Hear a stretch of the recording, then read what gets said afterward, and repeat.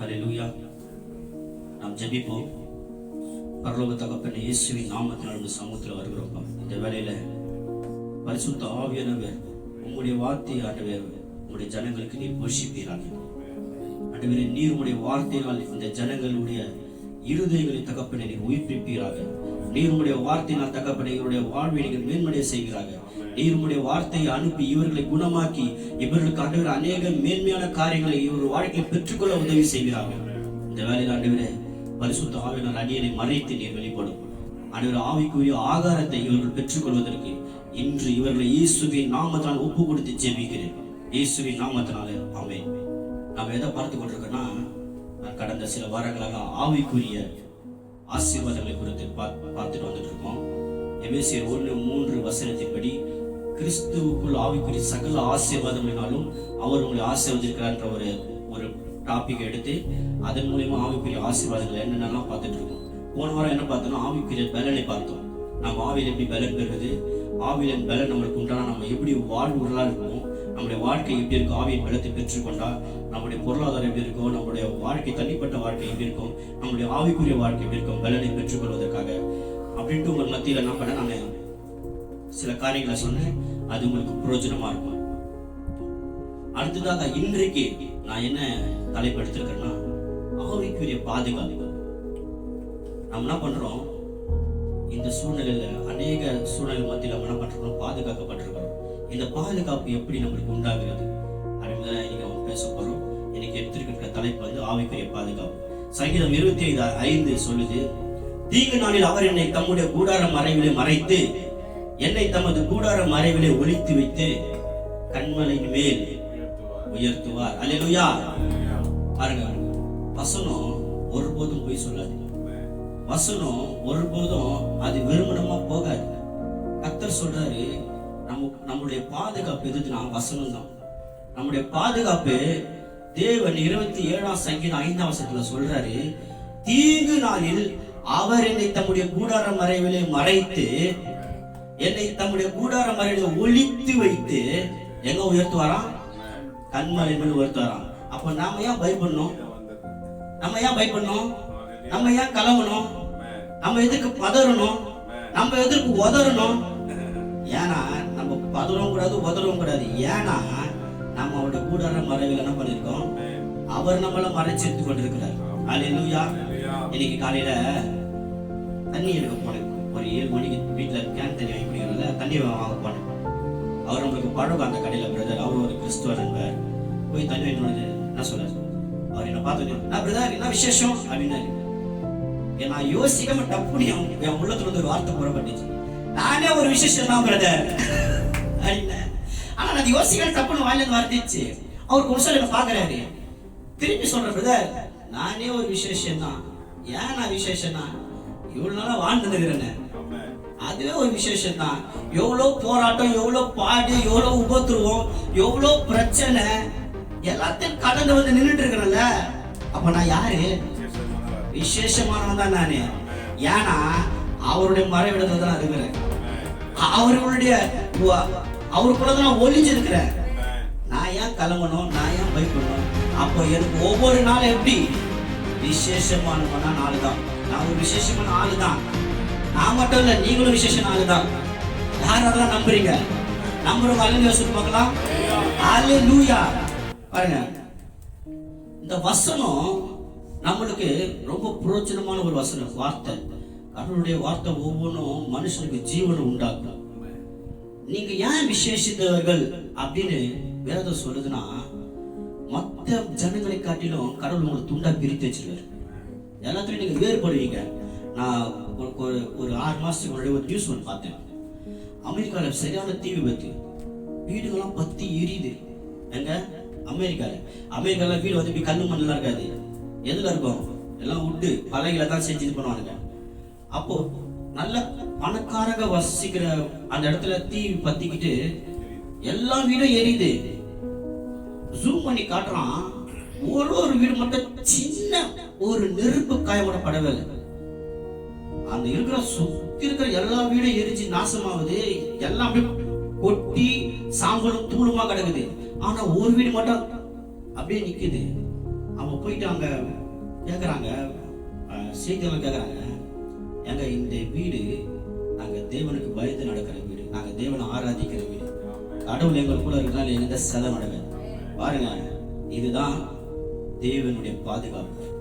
நீங்க தேவனுடைய பிள்ளைகளா இருந்தீங்கன்னா, நீங்க அவரை முழுசா நம்பினீங்கன்னா, அவரே உங்க வாழ்க்கையில ஆதாரமா நீங்க கொண்டு இருந்தீங்கன்னா, சுத்திரி எதுனாலும் நடக்கும், எவ்வளவு பெரிய விபத்துலாம் நடக்கும், எவ்வளவு பெரிய பொல்லாப்பு நடக்கும், ஆனா நீங்க நிலைச்சு நிற்பீங்க.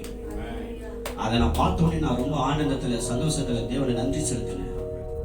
ஏன்னா கண் கூட இப்பெல்லாம் கண் கூட நம்ம பாக்குறோம். பழைய காலத்துல அதெல்லாம் பார்க்க முடியாது, காது சேவையில தான் கேட்டோம். ஆனா இப்ப டெக்னாலஜி, வீடியோ எல்லாம் கண் கூட பாக்குறோம். கண் கூட நான் பார்த்தேன் அந்த வீடியோவை. உண்மையில தேவனை நான் ஆராதிச்சேன். அப்ப நான் உறுதிப்படுத்திக்கிறேன். என்ன உறுதிப்படுத்திங்கன்னா, நான் அவருடைய கூடாரத்துல இருக்கிறேன், நான் அவருடைய மறைவிடத்துல இருக்கிறேன். அவர் என்ன மறைச்சிருக்கும் போது, அவர் என்ன பாதுகாக்கும் போது, எந்த பொல்லாப்பு எனக்கு என்ன செய்யும்? ஒன்னும் செய்யாது. அதனால நம்ம நல்லா தைரியமா இருப்போம். கர்த்தர் நம்ம கூட இருக்கிறார். நம்ம விரோதமா இருப்பவன் யார்? அல்லேலூயா. வேதத்தை படிப்போம். 2 ராஜாக்கள் 18ஆம் அதிகாரம். 2 ராஜாக்கள் 18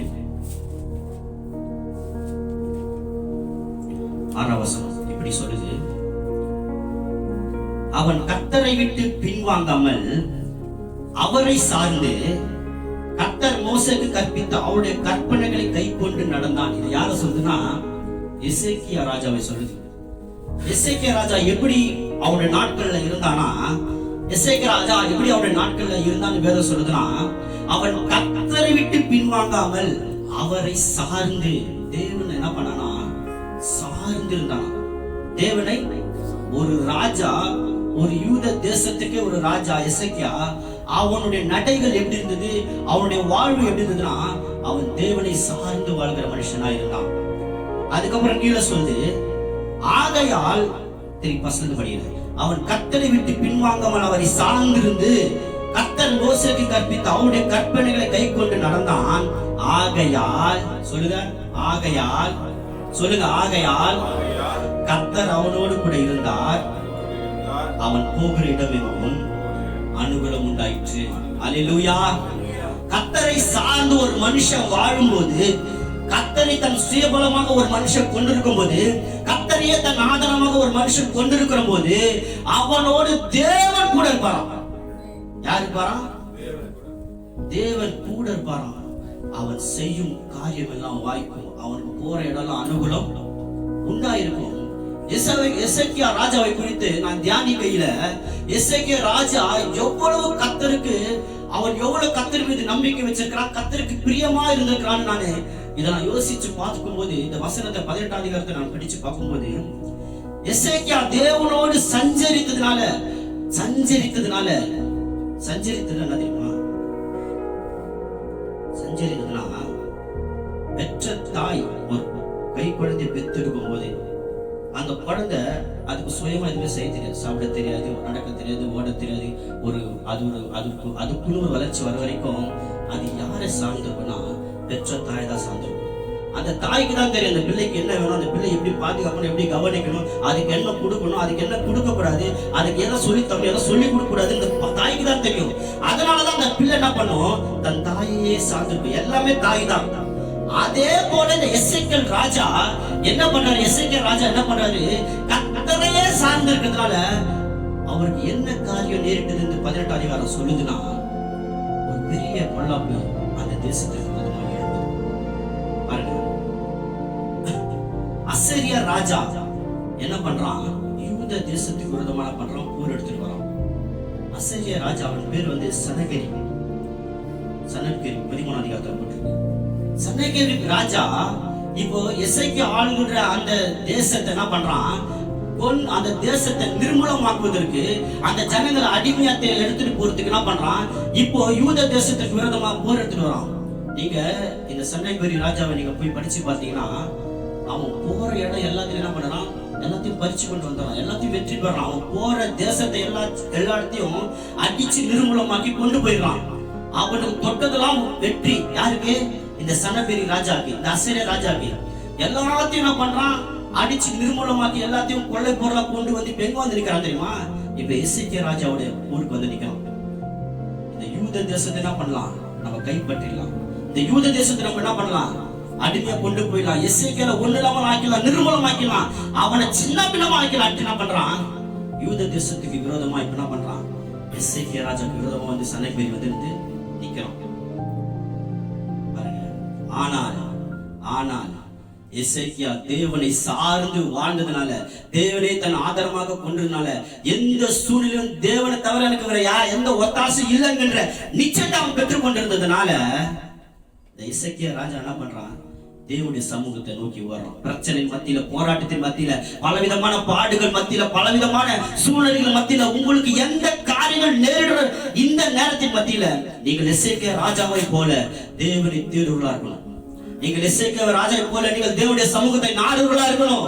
நீங்க இப்போ இந்த வேதத்தின்படி எசேக்கியா தேவனை சார்ந்து இருந்ததுனால அவனுக்கு என்ன நேரிட்டுச்சுன்னா, சன்னபேரி ராஜா இஸ்ரவேல் இந்த யூத தேசத்துக்கு விரோதமா எழும்பும் போது எசேக்கியா ராஜா போய் தேவனுடைய சமூகத்தை நாடுறதுனால என்ன காரியம் நேரிட்டது? என்ன காரியம் நேரிட்டதுன்னா, நீங்க நம்ப மாட்டீங்க,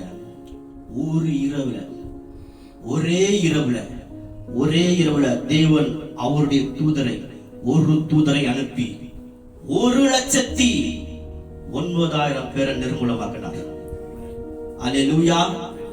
1,09,000 பேரை அந்த சனத்கரி ராஜாவுடைய அந்த சேனைகளை ஒரு ராத்திரில தேவன் அவ்வளவு பேரை கொன்று போட்டார்.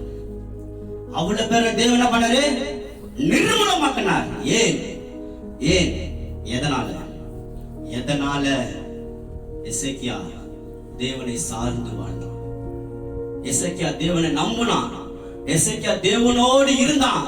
என் வாழ்க்கையில ஆதாரம் தேவன் மாத்திரமே. எனக்கு எப்பேற்பட்ட பொல்லாப்பு நேரிடலாம், எனக்கு எப்பேற்பட்ட சூழ்நிலை நேரிடலாம், எனக்கு எப்பேற்பட்ட பிரச்சனைகள் நேரிடலாம், ஆனாலும் அவைகளிலிருந்து தப்பி வைக்க என் தேவன் நல்லவர் என்று நிச்சயித்துக் கொண்டிருந்தான். அல்லேலூயா. இன்னைக்கு தேவனை நாம் சார்ந்து வாழ்றோமா? நம்முடைய வாழ்க்கை தேவனை சார்ந்த வாழ்க்கையா இருக்குதா? நாம் தேவனை சார்ந்து இருப்போமானால் எசேக்கியாவை போல நாமும் எந்த ஒரு போரும் செய்ய மாட்டோம், எந்த ஒரு பிரயாசமும் பண்ண மாட்டோம். நம்ம போய் நிக்கிற தேவனுடைய சமூகம் மாத்திரம் தான் இருக்கும். அதனால எந்த ஒரு இழப்பும் நம்மளுக்கு ஏற்பட்டிருக்காது. ஒருவேளை போர் ஏற்பட்டிருந்தா அநேக இழப்புகள் ஏறிட்டு இருக்கலாம். ஆனா கர்த்தரை அவன் சார்ந்ததுனால அவனுக்கு ஒரு சின்ன சேதம், அவன் தேசத்திலிருந்து ஒரு சின்ன துரும்பு கூட தொட முடியல. கர்த்தர் நிர்மூலமாக்கினார் ஒரு தேவத்தை துணை கொண்டு. இன்னொரு வசனத்தை வாசிப்போம். ஆதியாகமம் 6:8. ஆதியாகமம் 6:8.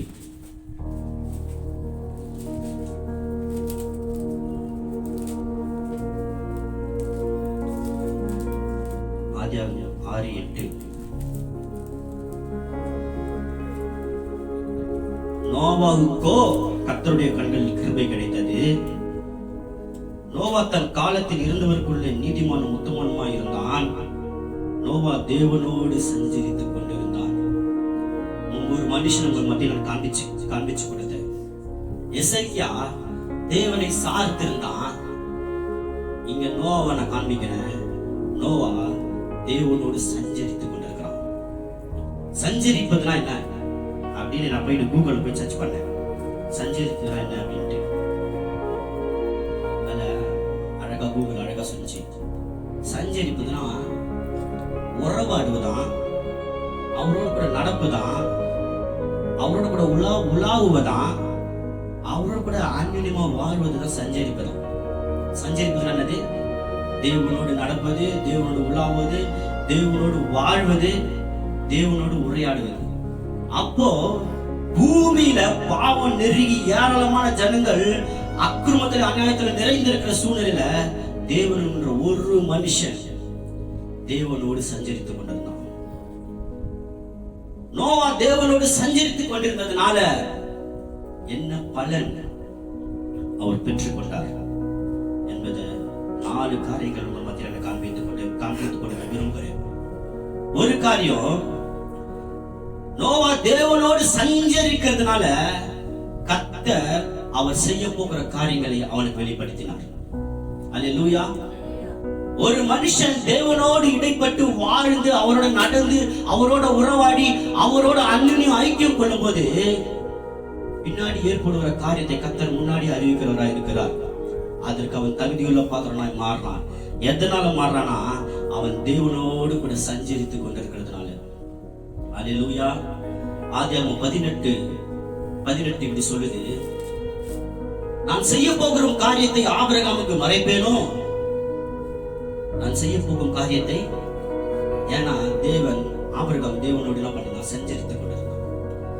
இப்போ நம்ம பார்க்கிற இந்த நோவா தேவனோடு சஞ்சரித்து கொண்டிருக்கிறதுனால தேவன் என்ன பண்றாரு, அவனுக்கு அநேக காரியங்களை வெளிப்படுத்துகிறார்.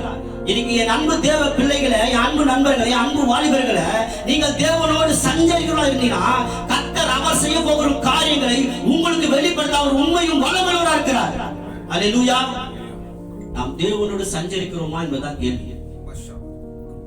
நாம் தேவனோடு சஞ்சரித்துக் கொண்டிருக்கிறோமா, இல்ல நாம் யாரோடு சஞ்சரித்துக் கொண்டிருக்கிறோம்? நம்ம யாரோட நம் நேரத்தை கொடுக்கிறோம்? நாம் யாரோடு நம்முடைய அதிகமான காலங்களை செலவு செய்யறோம்? நாம் யாரோடு சஞ்சரிக்கிறோம் முக்கியம். நீ உன் நண்பர்களோடு சஞ்சரித்துக் கொண்டிருந்தனா உனக்கு குழி வெற்றிட்டு தான் உன் கூட இருப்பான். நீ தீய நண்பர்களோடு சஞ்சரித்துக் கொண்டிருந்தனா நீயே உன்னுடைய அழிவை தேடி நாடிக்கொண்டு ஓடுவாய். ஆனா நோவாவோ தேவனோடு சஞ்சரித்துக் கொண்டிருந்ததுனால தேவன் அவர் செய்ய போகும் காரியத்தை அவனுக்கு வெளிப்படுத்தினார். அல்லேலூயா. நம்மள ஆசைப்படுறோமா? நம்ம கிறிஸ்தவங்களா இருக்கிறோம், தேவ மனுஷங்களா இருக்கிறோம், தேவன் நமக்கு நடக்க போற காரியத்தை சொல்லணும்னு நமக்கு ஆசைப்படுறோமா? பாருங்க, வசனம் சொல்லுது, தாகம் உள்ளவனா தண்ணீரை ஊற்று வரான். தாகம் உள்ளவனுக்கு தான் தண்ணீரே கிடைக்கும். நம்ம இதுக்கெல்லாம் ஆசை பண்ணணும், வாஞ்சிக்கணும். தேவன் நம்மளுக்கு நடக்க போகிற காரியத்தை முன்கூட்டியே நம்மளுக்கு சொல்லிட்டதுக்கு நம்ம ஆவலை கொண்டு ஏங்கணும், தவிக்கணும். அல்லேலூயா. பாருங்க, இரண்டாவது, அவன் நோவாவோ தேவனோடு சஞ்சரித்துக் கொண்டிருந்தனால அவன் தீமையிலிருந்து பாதுகாக்கப்பட்டான். அல்லேலூயா. தேவனோடு நீங்க நம்ம சஞ்சரிக்கும் போது, தேவனோடு நம்ம வாழும் போது, தேவனோடு நம்ம உறவாடும் போது, தேவனோடு நம்ம ஐக்கியம் கொள்ளும் போது நமக்கு விரோதமா அநேக காரியங்கள் எழும்பலாம், நமக்கு விரோதமா அநேக பொல்லாப்புகள் எழும்பலாம், நமக்கே நம்மளுக்கு செய்கிற அநேக இக்கட்டுகள் ஆபத்துகள் அநேக இருக்கலாம். ஆனா கர்த்தர் நம்ம அவரோடு கூட சஞ்சரிக்கும் போது, அவரோடு கூட வாழும் போது நம்ம அதிலிருந்து அவர் நம்மை விடுதலையாக்க வல்லமையுள்ளவராக இருக்கிறார். அல்லேலூயா. தானியேல் என்ற ஒரு மனுஷன் தேவனோடு கூட சஞ்சரித்துக் கொண்டிருந்தார். 3 வேளையும், காலை மதியம் இரவு 3 வேளை அவர் ஜெபிப்பதில் அவர் தடையில்லாமல் செய்து கொண்டிருந்தார். அவர் தேவனோடு சஞ்சரித்துக் கொண்டிருந்தால அவருக்கு பெரிய தீங்கு இழைக்கும்படியா மனிதர்கள் ஒன்று கூடி அவர் என்ன பண்ணாங்க, சிங்க குகையில தூக்கி போட்டுட்டாங்க. அவர்கள் எதிர்பார்த்தது என்ன தெரியுமா? சிங்கங்கள் அவனை நாடி நரம்பு தசை எலும்பு எல்லாத்தையும் சிக்கல் முறான் ஒண்ணும் இல்லாம பிச்சு எரிஞ்சிருக்கும் எதிர்பார்த்தாங்க. ஆனா அங்க நடந்ததோ அவன் தேவனோடு கூட சஞ்சரித்ததுனால, தானியேல் தேவனோடு கூட வாழ்ந்ததுனால, 3 வேளையும் அவர் ஜெபித்ததுனால அங்க நடந்ததோ தேவனே இறங்கி அவருக்கு பாதுகாப்பாயினார். சிங்கத்தின் வாயை கட்டி போட்டார். இன்னைக்கு நம்மளுடைய வாழ்வு எப்படி இருக்கிறது? நாம் தேவனோடு சஞ்சரித்துக் கொண்டிருக்கிறோமா? 3வது காரியம், நோவா தேவனோடு சஞ்சரித்தனால அவர் மாத்திரம் தப்பிக்கப்படல, அவரால் அவர் குடும்பம் தப்பிக்கப்பட்டுச்சு. அல்லேலூயா. நோவா தேவனோடு சஞ்சரித்தனால அவர் மாத்திரம் காப்பாற்றப்படல, அவர் மூலமா அவர் குடும்பமும் காப்பாற்றப்பட்டுச்சு. இன்னைக்கு நீங்க ஒவ்வொருத்தரும் தேவனோடு இடைப்பட்டு ஐக்கியம் கொண்டு வாழும்போது, ஜபத்திலும் வேத வாசிப்பிலும் ஆராதனையிலும் உபதேசத்திலும் கூடுகையிலும் ஐக்கியத்திலும் நீங்கள் இணைந்திருக்கும் போது உங்களுக்கு மட்டும் அது பாதுகாப்பு இல்லை, உங்களுக்கு மட்டும் அது ஆசீர்வாதம் இல்லை, உங்களுக்கு மட்டும் அது மேன்மை இல்லை, உங்களை சார்ந்து இருக்கிற உங்கள் குடும்பங்களுக்கு அது மேன்மை, உங்க குடும்பங்களுக்கு அது பாதுகாப்பு, உங்க குடும்பங்களுக்கு அது உயர்வு. இன்னைக்கு என் குடும்பத்திற்காக நான் முழங்கால் பட்டு நான் என் வீட்டுல நான் முழங்கால் பட்டு நான் ஜெபிக்கிறேன்னா என்னை சூழ்ந்திருக்க எல்லாருக்கும் அந்த பாதுகாப்பு உண்டாகும். சோதோம் என்கின்ற நகரத்துல பாவங்கள் பெருகி தேவனை கஷ்டப்படுத்துற, தேவனை வேதனைப்படுத்துற காரியங்கள் அந்த தேசத்துல அந்த நகரத்துல நடக்கும்போது ஒரு மனிதன், லோத் என்கின்ற ஒரு மனிதன் மூலமாய் அவன் குடும்பம் காக்கப்பட்டுச்சு. லோத்து தேவனோடு கூட சஞ்சரித்ததுனால அவன் மூலமாய் அவன் குடும்பம் காக்கப்பட்டுச்சு. தேவதூதர்கள், நீ போ, வெளியே போ, நான் இந்த நகரத்தை நாங்க அழிக்க போறோம், சோதம் நகரத்தை அழிக்க போறோம், நீ போகும்போது உனக்கு யாரெல்லாம் உன் கூட இருக்கிறாங்களோ, உன் பிள்ளைகள், உன் மனைவிகள், உன் மருமன் மாட்டிகள் எல்லாம் கூட்டிக் கொண்டு போ, நான் இங்க அழிக்க போறேன், நீங்க இருக்காதுன்னு தேவதூதர் துரிதப்படுத்தினாங்களாம். போ, சீக்கிரம் போ, சீக்கிரம் துரிதப்படுத்தினாங்களாம். ஒரு மனிதனால, லோத் என்கிற ஒரு மனுஷனை கொண்டு, அல்லேலூயா. ஏன் அவன் பாதுகாக்கப்பட்டான்? ஏன் அவன் குடும்பம் பாதுகாக்கப்பட்டுச்சு? அந்த ஒரு மனிதன் தேவனோடு சஞ்சரித்துக் கொண்டிருந்தான். நான்காவது, நோவா தேவனோடு சஞ்சரித்துக் கொண்டிருந்ததுனால அவன் மூலமாய் உலகம் பாதுகாக்கப்பட்டுச்சு. அல்லேலூயா. பாருங்க, இதை கொஞ்சம் தெளிவா சொல்றேன். தேவன் பூமியில பாவம் இருந்ததுனால, அவர் மனஸ்தாபப்பட்டதுனால பூமி அழிக்கணும் முடிவு பண்ணிட்டாரு. பூமி நிர்மூலமாகணும் முடிவு பண்ணிட்டாரு. அதனால ஜலத்தை கொண்டு வரணும் முடிவு பண்ணிட்டாரு. அவர் பூமியை அழிச்சுன்னா என்ன நடந்திருக்கும் நீங்க யோசித்து பார்த்திருக்கீங்களா? ஒருவேளை சரி, நோவா இல்ல, இப்ப நோவா இல்ல, பூமி அழிக்கணும் முடிவு பண்ணிட்டாரு. கடவுள் பூமி அழிக்கிறான்னு வச்சுங்க, கொஞ்சம் கேளுங்க, பூமி அழிக்கிறாருன்னு வச்சுங்களேன், அங்க என்ன நடந்திருக்கும்? மிருக ஜீவன்கள் காப்பாற்றப்பட்டிருக்காது. பூமியில புல்லு பூண்டு விவசாயம் அது இது நடக்கிறதுக்கு யார் காரணமா இருக்கும்? வேணும், மனுஷன் வேணும், இருந்திருக்காது. பூமியே தரமட்டமா ஒண்ணுமில்லாம போயிருக்கும். ஆனா தேவன், நோவான் என்ற ஒரு மனுஷன் தேவனோடு சஞ்சரித்துக் கொண்டதுனால அவன் மூலமா இந்த பூமி காக்கப்பட்டுச்சு. அல்லேலூயா. அதனாலதான் ஜோடி ஜோடியா விலங்குகள் நோவாவை கூட கடவுள் அனுப்பினார். அவன் திருப்பி பூமியில ஜலப்பிரளயம் முடிஞ்ச பிறகு அவன் தான் எல்லாவற்றையும் நிரப்பினான். அவன் பிள்ளைகள் நிரப்பினாங்க. மரம், செடி, கொடி, விவசாயம் எல்லாம் அவன் தான் பண்ணான். அவன் மூலியம் தான் அதுக்கப்புறம் அடுத்த ஜெனரேஷனே உண்டாச்சு. அப்போ பூமிக்காக நோவா இல்ல, நோவாவால் தான் பூமியே, நோவாக்காக தான் பூமியே. அல்லேலூயா. அப்போ நாம் தேவனோடு சஞ்சரிக்கும் போது, நாம் தேவனோடு வாழும் போது, நாம் தேவனோடு இடைப்படும் போது, நாம் தேவனோடு உறவாடி இணைந்து செயல்படும் போது நம் மூலமாய் நம்முடைய பகுதி காக்கப்படும், நம்முடைய ஏரியா காக்கப்படும், நம் மூலமா நம் தேசம் காக்கப்படும், நம் மூலமா இந்த உலகமே காக்கப்படும். அல்லேலூயா, அல்லேலூயா. பாருங்க, இப்ப நான் இந்த காரியத்தை சொன்னேன், உங்களுக்கு 2 நபர்களை குறித்து சொன்னேன். எசேக்கியாவை சொன்னேன். எசேக்கியா தேவனோட சஞ்சரித்துக் கொண்டிருந்தாரு. எசேக்கியா தேவனை சார்ந்து வாழ்ந்திருந்தாரு. ஆனா நோவா தேவனோட சஞ்சரித்துக் கொண்டாரு. இவங்க 2 பேருமே எடுத்தீங்கன்னா பழைய ஏற்பாடு காலம், பழைய ஏற்பாடு ரொம்ப டஃப்பான காலம், நியாயப்பிரமாணத்தின் காலம், தேவனை முகமுகமா பார்க்க முடியாத காலம், தேவனுடைய வார்த்தையை பிரதிச்சமா கேட்க முடியாத காலம். பாருங்க, இஸ்ரவேல் ஜனங்களை வழிநடத்தும் போது மோசே கிட்ட தேவன் பேசும்போது ஜனங்கள் ஐயோ எங்க காது வலிக்குது, இடி முழங்க சத்தம் எங்க காதுல கேட்குது, எங்களால் கேட்க முடியல, நாங்க செத்துருவோம், தேவனை பேசவான்னு சொன்னாங்க. அப்படிப்பட்ட காலத்துல 2 மனுஷன் நான் பார்த்தேன்.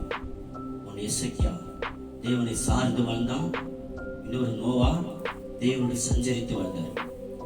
அப்படிப்பட்ட காலத்திலே மனுஷன் இருக்கும்போது இப்ப நம்ம வாழ்கிறது கிருபையின் காலம். அல்லேலூயா. இப்ப நம்மளுக்கு கிருபையாய் தேவன் வசனத்தை கொடுத்திருக்கிறார். வசனத்தின் மூலமா முகமுகமா நம்மளோட இடைப்பட அவர் வல்லமையுள்ளவரா இருக்கிறார். தேவனுக்கும் நமக்கும் இருக்கிற அந்த இடைய, அந்த பிரிவை கல்வாரி சிலுவையின் ரத்தத்தின் மூலமாய் அவர் திரைச்சில 2ஆ கிழிச்சாரு. இன்னைக்கு நம்ம பிரதிச்சமா அவரோட நம்ம நெருங்கி பழகுவோம், நம்ம பிரதிச்சமா அவருக்கு பேசுவோம், நம்ம பிரதிச்சமா அவரை காண்போம், பிரதிச்சமா நம்ம அவரோட கூட உறவாடுவோம். அப்போ கிருபை காலத்தில் வாழ்ந்து கொண்டிருக்கிற நாம் இன்னும் தேவனோட எப்படி வாழ வேண்டும்? அல்லேலூயா. நாம் எப்படி பாதுகாக்கப்பட்டிருக்கிறோம், நாம் எப்படி அவருடைய மறுபடியத்துக்குள்ளாக இருக்கிறோம் என்கின்ற அறிவு உங்களுக்கு வேணும்.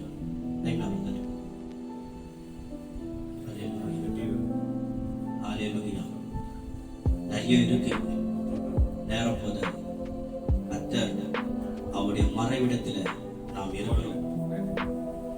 அவருடைய மாய் சொல்லுங்க, சங்கீதம் 27:5 படி, தீங்கு நாளில் அவர்களை தம்முடைய கூடார மறைவிலே மறைத்து கூடார மறைவிலே ஒளித்து வைத்து கண்மலை மேல் உயர்த்துவார். இந்த வசனம் ஆரம்பமே என்னமா சொல்லுது? தீங்கு நாள். தீங்கு நாள் ஒண்ணு இருக்கு, இல்லைன்னா வசனம் சொல்லாது. பொல்லாப்புன்னு ஒண்ணு இருக்கு, இல்லைன்னா வசனம் சொல்லாது. ஆபத்துன்னு ஒண்ணு இருக்கு, இல்லைன்னா வசனம் சொல்லாது. வசனம் பொய் சொல்லாது. ஆனா இருக்கு, நமக்கு அது இல்லை. இருக்கு ஆனா இல்ல. யார் நம்புறீங்க?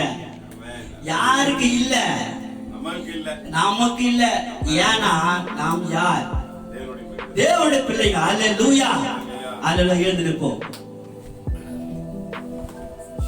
தேவா நான் எதினால் விசேஷித்தவன், ராஜா நான் அதை தினம் யோசிப்பவன். தேவா நான் எதினால் விசேஷித்தவன், ராஜா நான் அதை தினம் யோசிப்பவன். எதினால் இது எதினால் என்னோடு வருவதினால், எதினால் இது எதினால் என்னோடு வருவதினால். சொல்லு. தேவா நான் எதினால் விசேஷித்தவன், ராஜா நான் அதை தினம் யோசிப்பவன். தேவா நான் எதினால் விசேஷித்தவன், ராஜா நான் அதை தினம் யோசிப்பவன். எதினால் எதினால் என்னோடு சொல்லு. எதினால் என்னோடு வருவதினால், பாதை காட்டுது, பாதை காட்டு பாதையெல்லாம் கூட செய்கிறது. பாதை காட்டுது, பாதை காட்டு பாதையெல்லாம் கூட செய்கிறது. தேவன் என்னோடு வருவார், அது போதும்.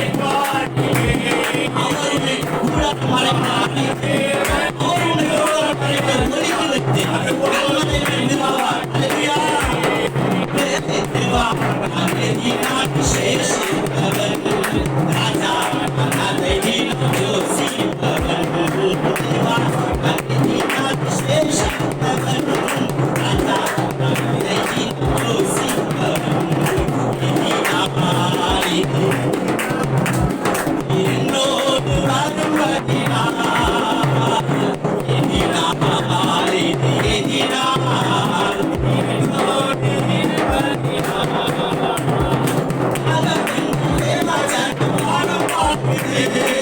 அவன் கொண்ட கண்மலை கூட செல்வது. அவன் கொண்ட தேவன் பார்க்குது. அவன் கொண்ட கண்மலை கூட செல்வது.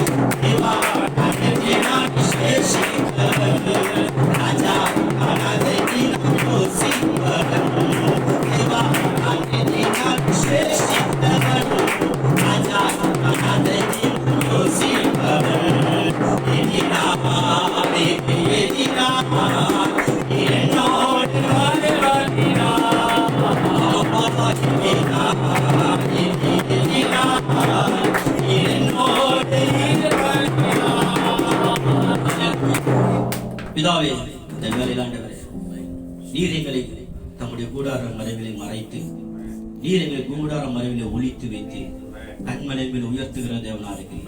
இந்த வேளையில நீர் எங்களோடு கூட பேசி நம்முடைய வார்த்தைக்காக நன்றி. நாங்கள் உங்களுடைய பாதுகாப்புல இருப்பதற்காக நன்றி. நாங்கள் ஆண்டவர் உம்மோடு ஆண்டவரே சார்ந்து வாழவும் ஆண்டவரே உம்மோடு கூட சஞ்சரிக்கவும் எங்களுக்கு வெளிப்பாட்டின் அறிவை கொடுத்தீர உமக்கு நன்றி. ஆண்டவரே நாங்கள் இது நாள் வரை தகப்பன ஒருவேளை நாங்கள் அப்படி இல்லாம இருந்திருக்கலாம். ஆனா இன்றிலிருந்து பரிசுத்த ஆவியானவர் எங்களோடு கூட ஆண்டவரே நீர் இடைப்படுங்க, நீர் எங்களோடு கூட அசைவாடுங்க. நீர் எங்கள் உள்ளத்தின் ஆழத்திலிருந்து ஆண்டவரே எங்களுக்கு ஆண்டவரே நீர் ஆண்டவர் உம்முடைய வார்த்தையை தந்து எங்கள் ஆண்டவரே நீர் எல்லா விதத்திலும் ஆண்டவரே நாங்கள் ஆவிக்குரிய காரியங்களை செய்தோம் எங்களுக்கு செய்யுங்கப்பா.